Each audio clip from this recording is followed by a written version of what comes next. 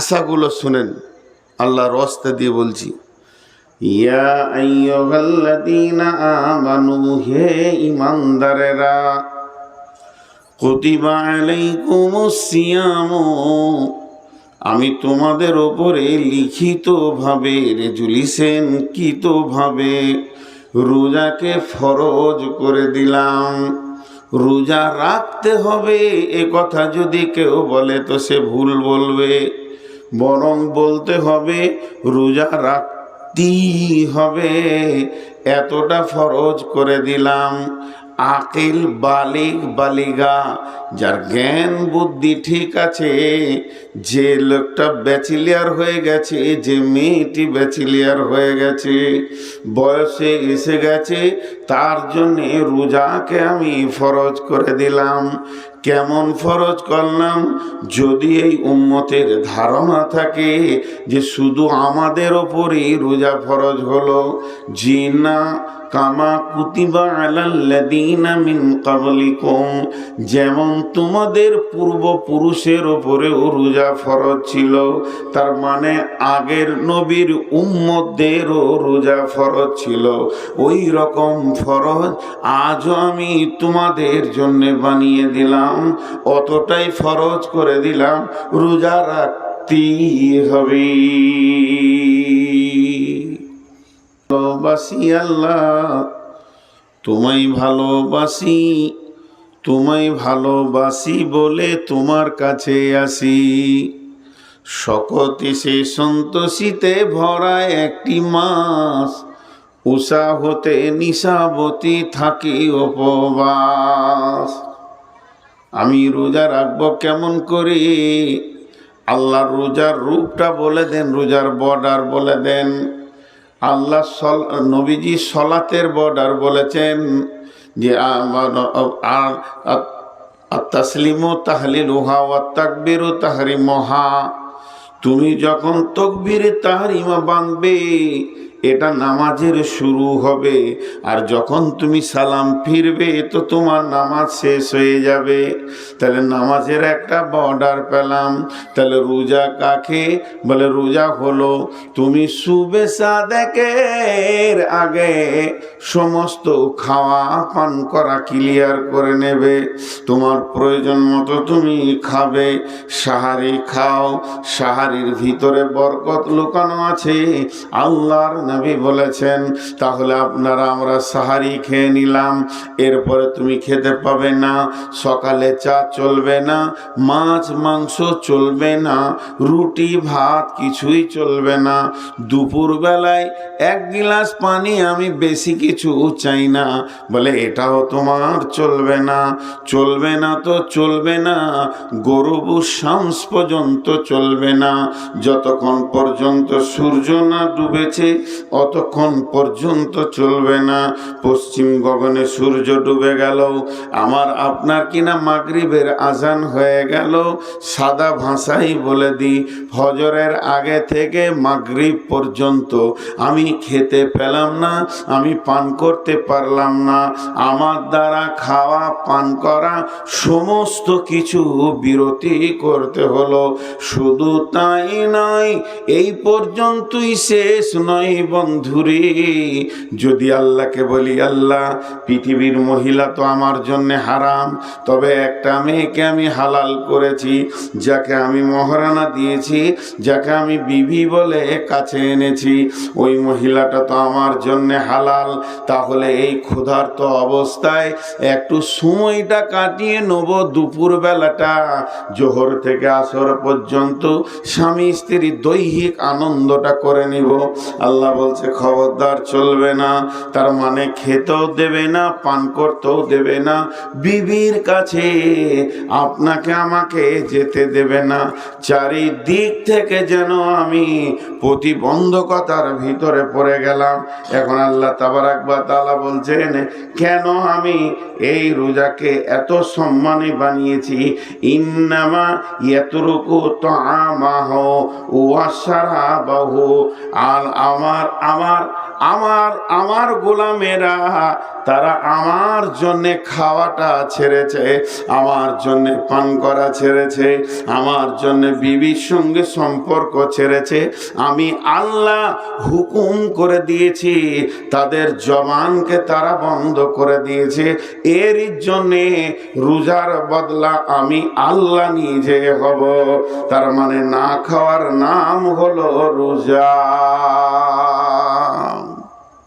যদি কোনো ছেলে না খেয়ে রাগ করে, মা বেচैन হয়ে যায়, বেটা খেয়ে নাও।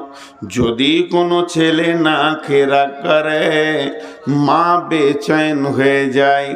আর আমার আল্লাহ দাবি করছেন আমার মহব্বত বেশি, আবার পুরা একটা মাস আমাদেরকে একদম শুবে সাদেক থেকে সূর্য ডোবা পর্যন্ত খাওয়া পানাহার থেকে বিরত রেখে দিয়েছে।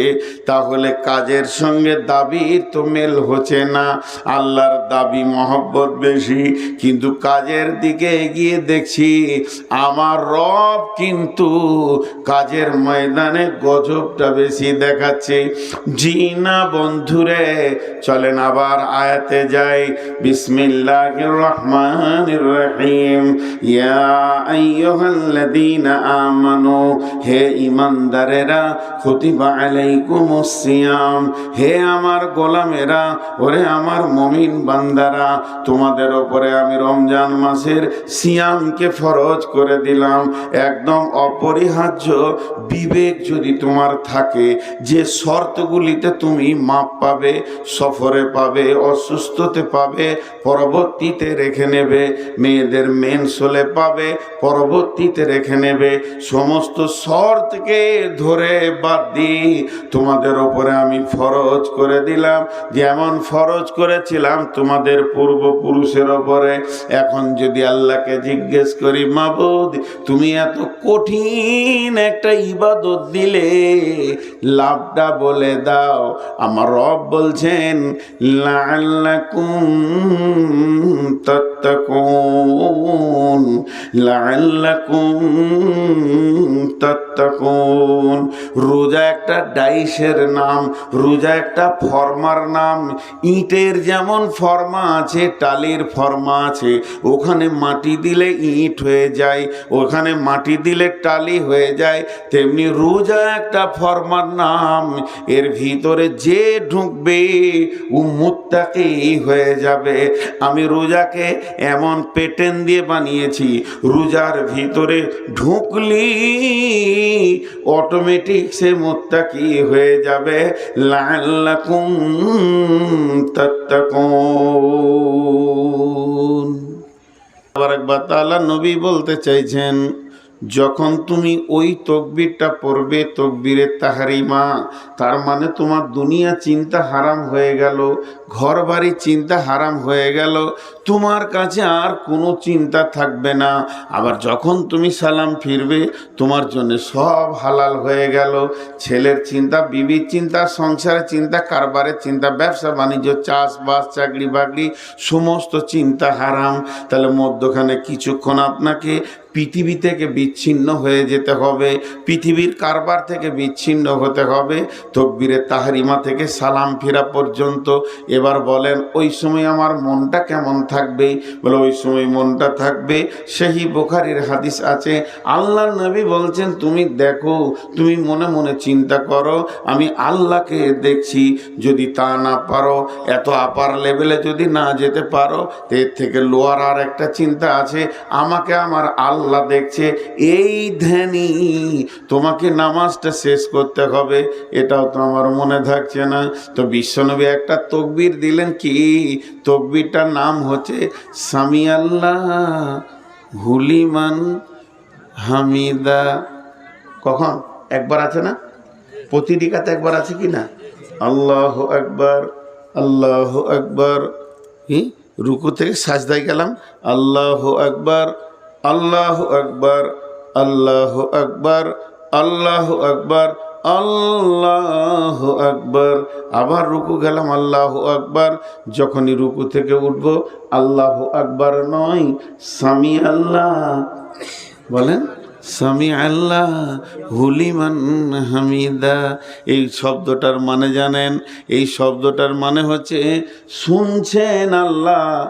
সামি আল্লাহ মানে শুনছেন আল্লাহ, হুলিমান হামিদা আমি তার জন্যে যা প্রশংসা করছি উঠা বসার ভিতরে, এটা আমার আল্লাহ শুনছে।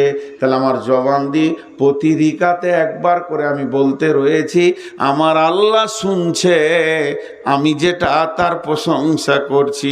তার মানে আল্লাহর হাজিরটাকে স্বীকার করলাম, আল্লাহ যে আমার কাছে রয়েছেন, আল্লাহ আমার মনগুলো শুনছেন, আল্লাহ আমার দোয়াগুলো শুনছেন, আমি তার কাছে ভিখারির মতো যা চাইছি তা শুনছেন, আমি তার কাছে গিড়গিড়িয়ে যে কাঁদছি সেটাও শুনছেন।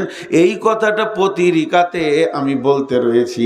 আমার রব বুঝবেন যে আমার গোলাম আমার হাজিরিকে স্বীকার করে নিয়েছে, যাতে করে নামাজটা কবুল হয়ে যায়। বন্ধুরে আমার, তেমনি আমার আল্লাহ বড় মেহেরবান, সারা বছরে একটা মাসকে আমাদেরকে দিয়ে দেয়।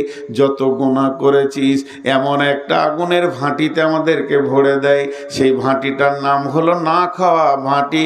না খেয়ে বান্দা যখন ধুকে ধুকে কষ্ট পায়, লোহাকে সোনাকে মানে ভাঁটিতে ভরে, তার দাম বাড়ানোর জন্যে, দাম কমানোর জন্যে নয়। তার কাছ থেকে জং ছেড়ে যাবে, ময়লা ছেড়ে যাবে, খাতগুলো চলে যাবে, সলিড সোনাটা দাঁড়িয়ে যাবে। তো আল্লাহ তাবারাক ওয়া তাআলা বলছেন আমি রোজাটাকে একটা ভাঁটি বানিয়েছি, একটা আপনার কিনা ওই ফর্মা বানিয়ে দিয়েছি। এই ফর্মাতে যতজন ঢুকবে লাআল্লাকুম তাত্তাকুন, প্রত্যেকেই মুত্তাকি হয়ে যাবে। একবার বলেন সুবহানাল্লাহ। এমন একটা ইবাদত আল্লাহ আমাদেরকে দিয়েছে যে ইবাদতের মাধ্যম দিয়ে আমরা মুত্তাকি হয়ে যাব, মুত্তাকি হয়ে যাব, মুত্তাকি হয়ে যাব। এর থেকে আর সুখবর কি আছে ভাই? এর থেকে আর কি সুখবর আছে? আল্লাহ আমাদেরকে বানিয়ে নিছেন। আহা, আপনারা কি করতেন জানি না। আমার নিজের একটা জীবনী ছোট কথা বলি। আমার বড়টা, আমার বোন আছে একটা, তারপরে আমি, আর আমাকে পৃথিবীতে রেখে আমার মা আল্লাহর ডাকে চলে গেছেন। তো আমি মাকে মনে পড়ে হালকা চেহারাগুলো, মায়ের আদর জানি না। তবে আব্বা অনেক দিন বেঁচে ছিলেন আমার বিয়ে হওয়া পর্যন্ত, বাকি ওই ছোট বয়সে মা গেছে। তা আমার বড়টা আমার বোন, দুই ভাই বোনে প্রাইমারি স্কুল যেতাম, বুঝতে পারছেন কি না? স্কুল যাওয়ার কারণ কি, সকালে উঠি গোসল করে প্যান্ট জামা পরে রেডি হতাম, মনে হতো যেন অফিসে চললো, এত ব্যস্ত আর কি। কেক দেবে, কেক, স্কুলে কেক পাওয়া যেত আমাদের জামানায়, এখন তো ভাত খাওয়াচ্ছে। তো কেকটার লোভে সেই ছোট বর্ণ পরিচয় বইটা নিয়ে দৌড়তাম। আর ছুটির ঘন্টা একটু সাউন্ড পেলেই বই পড়ে থাকতো, মারতাম দৌড়। ওই বইটা আমার বোন কুড়িয়ে আনতো প্রতিদিন। এই ছিল জিন্দেগি, আনন্দ। যে ওই যে একটা কেক সরকার থেকে বরাদ্দ ছাত্রদেরকে দাও, তার লোভে আমি এগিয়ে যাচ্ছি। তো আল্লাহ তাবারাক ওয়া তাআলা আমাদের জন্য কি রেখেছেন দেখেন, কত বড়। ছোট্ট করে একটা উদাহরণ দিব। এই উদাহরণটার ভিতরে আপনারা অনেকগুলি কথা পেয়ে যাবেন। আপনাদের এখানে অনেক ইট ভাটা আছে না? বাংলা ভাটাও আছে, ইটের ভাটা চলে। তো যে মিস্ত্রি ইট বানাবে, ও একটা কোদাল আর বালতি নিয়ে বের হয়েছে বাড়ি থেকে। 2 বালতি পানি মেরে দিল মাটিতে, এবার কোপ মারতে শুরু করেছে। তো মিস্ত্রি যখন কোপ মারতে শুরু করেছে, তখন মাটি মিস্ত্রিকে বলছে আমাকে কোপ মারছো কেন, আমি কি করলাম? তো মিস্ত্রি উত্তরে মাটিকে বলছে, এটা উদাহরণ, ভাবিয়েন না যে কোথাও এরকম হয়েছিল বা বুখারী মুসলিমে আছে, তাহলে তো বিপদ। কালকে যদি বলেন হুজুর হাদিসটা কত নম্বর, তাহলে তো আমার আর জান থাকে না। এটা উদাহরণ দিচ্ছি। মাটি মিস্ত্রিকে বলছে ভাই তোমার কি করলাম, এত কোপ মারছো কেন? তো মিস্ত্রি উত্তরে বলছে চুপ কর, তোরই দাম বাড়বে। চুপ কর, তোরই দাম বাড়বে, তুই কোপ খা। দিয়ে কোপানো হয়ে গেল। এবার পানি আর বালু দিয়ে লাত মারছে। লাত মারলে দাম বাড়ে না কমে? আপনারা উঠে এসে যদি আমার বুকে একটা লাত মেরে দেন, দাম বাড়বে। এই মোবাইল বন্ধ করো, মোবাইলের লাইট আমি নিতে পারি না, মাথা ঘুরে পড়ে যাবো বলছি। আর তোদের এই বয়সে মোবাইল, এত বড় মোবাইল। আরে বাপ, বিয়ে হয়েছে? তোর বাপকে বলবি তাড়াতাড়ি বিয়ে করতে হবে তোদেরকে, একদম লেট করা যাবে না। তো মিস্ত্রি বলছে চুপ কর, তোর দাম বাড়বে। এবার যখন লাত মারতে শুরু করেছে তখন মাটিটা বলছে, তুই বললি আমার দাম বাড়বে, তো লাত খাইছিস কেন? বলে চুপ কর, লাত খা, তোরই দাম বাড়বে। এবার ওকে রোদে শুকালো।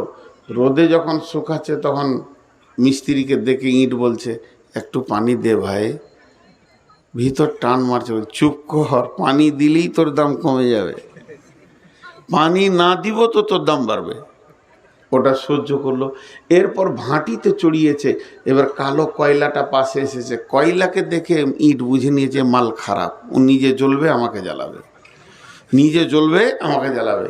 তখন মিস্ত্রিকে ডেকে বলছে, ভাইয়া প্রথমে আমাকে কাটলি, ধৈর্য ধরলাম, লাত মারলি, কিছুই বলি নাই, ফরমাতে ভরে দুটা কিল মেরেছিস, সেটাও সহ্য করেছি, রোদে শুকাইলি, পানি দিলি না, এখন এমন একটা কাজ শুরু করে দিয়েছিস, এই আগুন জ্বলবে আমাকেও জ্বালাবে, এখন কি বলছিস বল?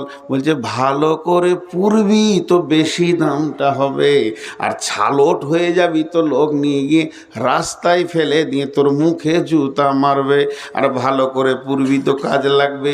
এবার ইটটা এ গ্রেটে পুড়েছে। তখন মসজিদওয়ালা, মাদ্রাসাওয়ালা, আপনারা মসজিদ বানাবেন, গিয়ে ইটটাকে ধরেই বলছেন, এটা কই দাম নেবেন বলেন, এটার দাম যা লাগবে এই মালটাই আমাদের মসজিদে লাগবে।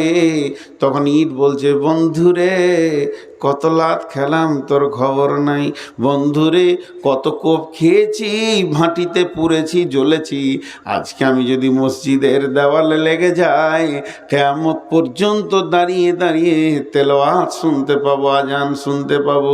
আমি যদি স্কুলে মাদ্রাসায় লেগে যাই, আমার কাছে লোক শিক্ষা গ্রহণ করবে। তাহলে আজকে বুঝেছি কোন জায়গা থেকে এসে কি দাম লেগেছে। বন্ধু আমার, এটা একটা মিসাল দিলাম, আর একটা ছোট্ট মতো মিসাল দিই।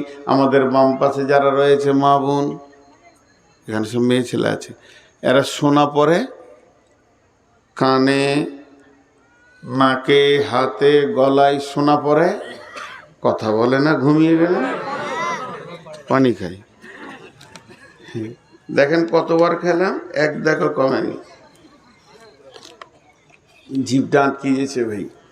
তো এরা সোনা পরে, জি না, কোনো মেয়ে সোনা পরে না, যেটা পরে ওটার নাম গয়না। সোনার গয়নার মধ্যে পার্থক্য আছে। মেয়েদের কাছে কোনো সোনার মূল্য নাই। সোনা যত দামি হোক না কেন, ওকে ভাটিতে ঢুকতে হবে, আগুনে পুড়তে হবে, ডাইসে যেতে হবে, তারপরে ওকে আবার কি না অ্যাসিড দিয়ে পোড়াবে, এরপরে রিঠে দিয়ে ওকে ঘষবে, তারপরে ওকে ছালট তুলবে, তারপরে ওর উপরে লাগবে পালিশ, তারপরে ওর নাম মূল্য।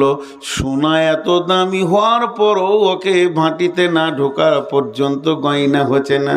আমার রব বলছে, গোলাম রে, তোরা আমার বড় সোনার টুকরা, তোদেরকে রোজা নামে ভাটিতে ভরবো, তোদেরকে ছিলে ছালট সোজা করে নিব। হারাম টারাম যা সারা জীবন খেয়েছিস, সব ছালট দিয়ে আমি বের করে তোদের হালালগুলোকে হারাম করে দিলাম। এবার দেখ কি করে চলবি। চলতে চলতে চলতে চলতে আল্লাহর জন্যে খাওয়া ছেড়েছি, আল্লাহর জন্যে পান করা ছেড়েছি। প্রচণ্ড বৈশাখ মাস, রোজা চলছে, আর পিপাসায় ভিতরটা মরুভূমি হয়ে গেছে। কোনো কারণে আপনি মায়ের ওষুধ আনতে চলে গেছেন বহরমপুরে, ওষুধ পাওয়া গেল না বলে এই ওষুধটা একমাত্র বেলডাঙ্গা একটা ফার্মেসিতে পাওয়া যায়, সেখানে চলে গেলেন। ওষুধ নিয়ে যখন বাড়ি ঢুকছেন 1:30 বেজে গেছে। পিপাসায় মনে হচ্ছে বুক ফেটে গেছে, মাথা তাঁ করে ঘুরছে। বিবিকে বললেন কলটা চেপে দেন, কিংবা সাবমার্সেল চালিয়ে দিলেন। মাথার ওপরে ঠান্ডা পানিটা গোটা গা দিয়ে বয়ে পড়ছে। তখন আপনি মুখটা টিপে বন্ধ করেছেন। যদি 2 ঢোক খেয়ে এলেন, ভিতরে যদি চলে যায়, ভিতরে চাহিদাটা মিটে যাবে, কেউ দেখতে পাবে না, গাঁওয়ালা দেখবে না, বিবি বুঝতে পারবে না, ছেলে দেখবে না, দেশওয়ালা দেখবে না, ইমাম মজ্জেন দেখতে পাবে না, হাজি গাজি বুঝবে না যে পানি পান করে নিয়েছেন। সম্মান আপনার থেকে যাবে রোজাদার বলে। কিন্তু আপনার বিবেক বলছে, পৃথিবীর কেউ না দেখলে আমার রব জেনে নিবে গোলাম খেয়ে ফেলেছে, রোজা আমার হবে না। তখন আমার আল্লাহকে কত ভালো লাগে। এরপর বাড়ির ভিতরে শুয়ে আছেন, দরজাটা লাগানো আছে, কেউ নাই, বিবি আছে, বিশ্বের কেউ জানবে না। সে আপনার পিয়াস বুঝে, তার পিয়াস আপনি বুঝেন। 15 বছরের বিবি ইশারা সব কিছু বুঝে নিতে পারে, তারপরও তার গায়ে হাত দিলেন না। পৃথিবীর কেউ না দেখলে যে রব আমাকে রোজার হুকুম করেছে তার দৃষ্টি আছে, তাহলে সেটাও হলো না। ঘরে বিবি নাই, বাইরে আছে, মা বাপ কেউ নাই, হুড়কাটা লাগিয়ে দিলাম, দরজার ছিটকিনিটা লাগিয়ে দিলাম। আমার চৌকির নিচে আছে খানা, রুটি আছে, মাছ আছে, মাংস আছে, ভাত আছে, ফ্রিজ আছে, কোল্ড ড্রিঙ্কস আছে, ফল আছে, কলা আছে, দই আছে, চিড়ে আছে, ঘরে মালে ভর্তি হয়ে আছে। পেট ভরে খেয়ে যদি আসরের নামাজ পড়তে যায়, পৃথিবীর কেউ জানবে না। শুধু মানুষ খায় না কেন, একমাত্র আল্লাহর ভয়ে খায় না। এর জন্য আল্লাহ তাবারাক ওয়া তাআলা হাদিসে কুদসির মধ্যে বলেছেন, এই হাদিসটা হাদিসে কুদসি, ইয়াকুলুল্লাহু আযজা ওয়া জাল কুল্লু আমালি ইবনে আদম লাহু ইল্লা সিয়াম ফাহুয়া লি আনা আজিজিবি। আল্লাহ তাবারাক ওয়া তাআলা বলছেন, সারা পৃথিবীর যত ইবাদত আছে ইবনে আদম নিজের জন্য করে, কিন্তু যে সিয়াম রাখে সে আমার জন্য রাখে। আর এর আজিজিবি, এর সব থেকে বড় প্রাইজ হলো কি? এর প্রাইজ জান্নাত নয়, এর প্রাইজ জান্নাতুল ফেরদাউস নয়, এর প্রাইজ কিছুই নয়। এর প্রাইজ হচ্ছে আমি আল্লাহ নিজে। কিয়ামতের দিনে আমি রোজাদারদেরকে দেখা করতে যাব এবং বলবো, হাসরবাসী, তোমরা যারা রোজা রেখেছ তোমাদের বদলা এসে গেছে। তোমরা যেটাকে পেতে চেয়েছো সে আল্লাহ চলে এসেছে, তোমরা তোমাদের প্রাইজকে গ্রহণ করে নাও। রোজাদারের দুইটি খুশি, একটি খুশি ইফতারে, অপরটি হয় আল্লাহর দিদার রোজ হাসরের প্রান্তরে। কত খুশি!